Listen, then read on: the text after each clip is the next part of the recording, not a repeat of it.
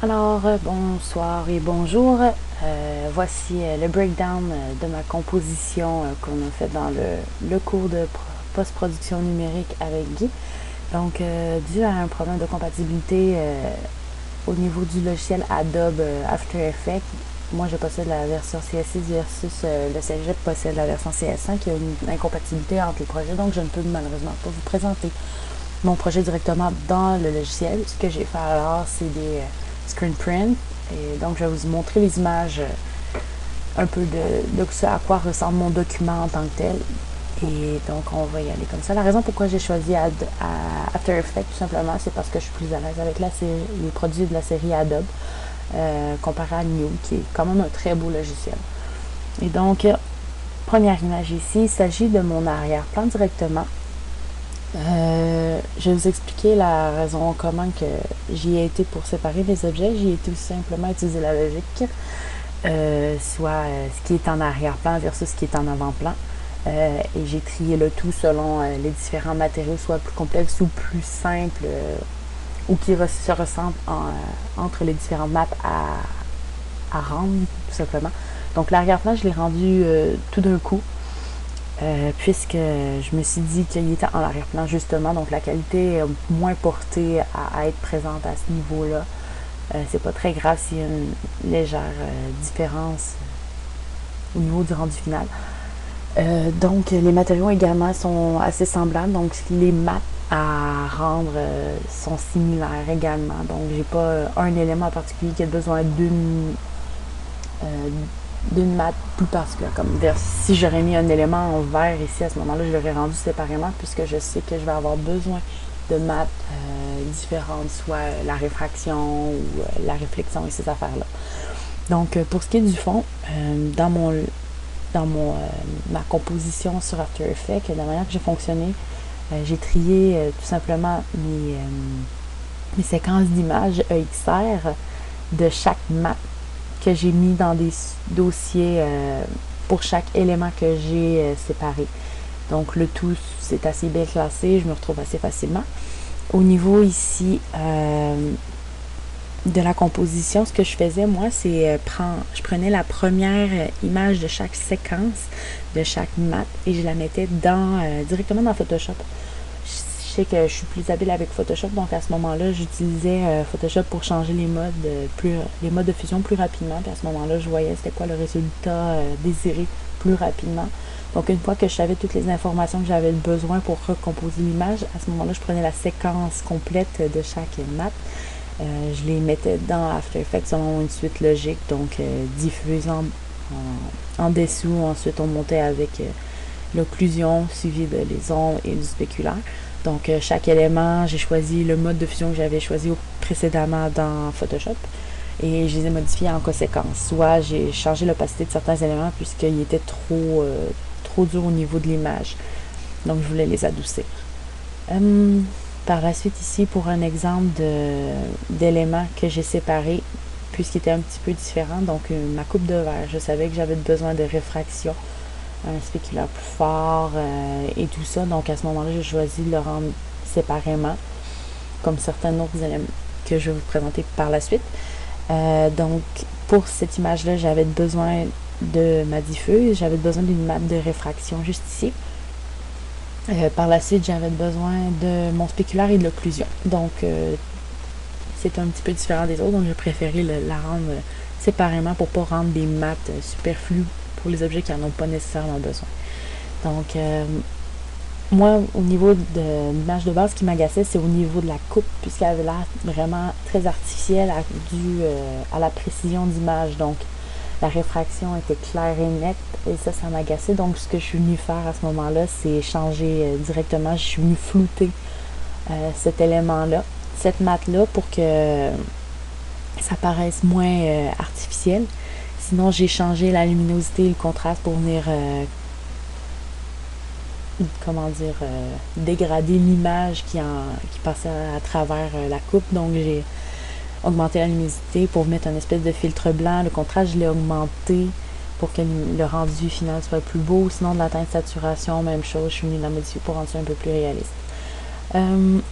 Ensuite, Ça, c'est ma scène finale pour vous montrer la manière que j'ai décomposé ça. J'ai mon arrière-plan qui est tout ensemble. Pour ce qui est des deux meubles, soit la table, la mini-table et le coffre, à ce moment-là, c'est le même matériel. Je me suis pas cassé la tête, je les ai mis ensemble. Donc, je savais que ça allait être les mêmes maths qui allaient être utilisées. Donc, même spécification, donc même calque, si je peux dire. Ou sinon, je sais que ma radio est un petit peu différente. J'ai choisi de la rendre séparée. Versus mes éléments en avant-plan, j'ai quand même choisi, eux, de les mettre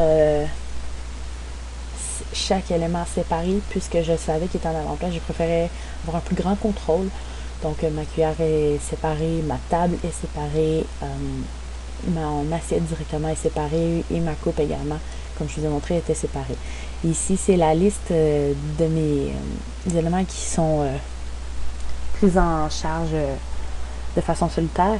Donc, ce que j'ai fait, c'est selon l'image que vous avez vue, chaque mat, je les ai regroupés en une composition que j'ai séparée par élément. Donc, ici, j'ai la liste des éléments, dans le fond, que j'ai dans ma scène et qui sont regroupés ensemble. Et donc, j'avais un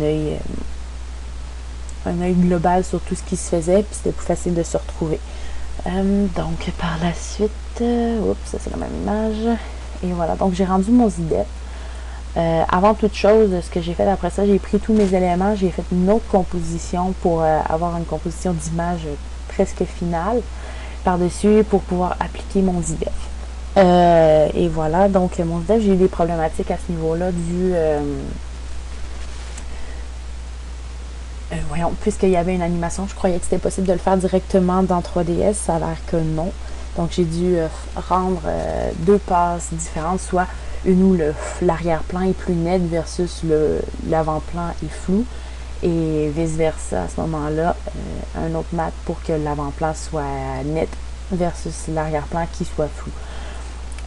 J'ai mal réfléchi à ce moment-là, puisque de un, mon ZDEF il est mal sorti. J'étais pas satisfaite du résultat final quand le rendu était terminé. Sinon, faire la transition, je pensais faire une transition tout simplement en jouant avec l'opacité, ça fonctionne pas comme ça. Donc j'ai dû réfléchir à ma stratégie. Et donc à ce moment-là, j'ai décidé d'utiliser la même mat. Au début, je me suis dit, je vais inverser les couleurs, donc ça va être similaire, je vais faire encore une transition en opacité, et finalement, ça marche pas non plus comme ça. Donc, ce que j'ai fait à ce moment-là, j'ai utilisé exactement la même. Par contre, je vais vous montrer sur la prochaine image, donc là où mon ZDEF est appliqué. Donc, la façon d'appliquer un ZDEF, comme on l'a montré dans le cours, c'est d'ajouter un effet de flou de l'objectif et de venir mettre un calque de profondeur, soit notre passe ZDEF à l'intérieur, pour pouvoir dire quel élément va être flou et quel élément va être net. Donc, pour la map, j'ai utilisé la même, soit ZDEF, blablabla. Et donc, je suis venue animer les éléments pour pouvoir modifier mon champ, ma profondeur de champ, donc l'emplacement où ce qui allait se trouver. Soit en inversant la profondeur, ou sinon en modifiant la valeur du rayon du flou. Donc, à ce moment-là, je les ai animés. Ce qui est dommage à ce moment-là, c'est que inversion de la profondeur, c'est soit oui ou soit non.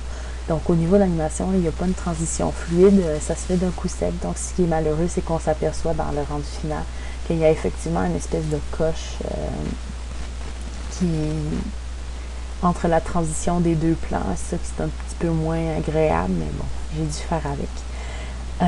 Par la suite, ça se trouve à être ma correction finale au niveau de l'image. Ce que j'ai fait, c'est que j'ai ajouté un calque d'effet par-dessus ma composition.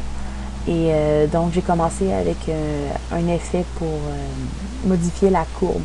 Donc, à ce moment-là, je suis venue augmenter le contraste.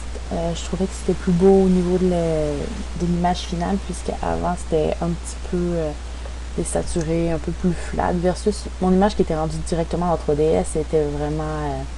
la luminosité était vraiment intense, puis les noirs étaient assez foncés. Donc, j'avais pas réussi à re-rendre cette image-là dans... juste avec mes passes, donc je suis venue mettre un effet de couche pour pouvoir augmenter cet effet-là, qui rend ça un petit peu plus dramatique. Par la suite, je suis venue mettre un effet pour modifier les niveaux. Donc à ce moment-là, j'ai modifié la couleur principale de l'image. Donc en venant modifier la couche rouge à ce moment-là, je suis venue rechercher les teintes plus bleutés, verdâtres. Le jaune il reste tout de même présent à ce moment-là. Et c'est plus agréable à l'œil selon moi. Pour le dernier effet, à ce moment-là, ce que j'ai fait, c'est le Letterbox. C'est tout simplement un calque solide noir.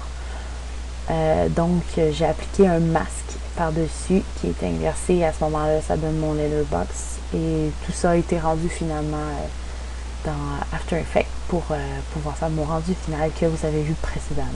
Donc, c'est ce qui conclut mon breakdown. J'espère que vous avez apprécié et passez une bonne fin de journée. Merci.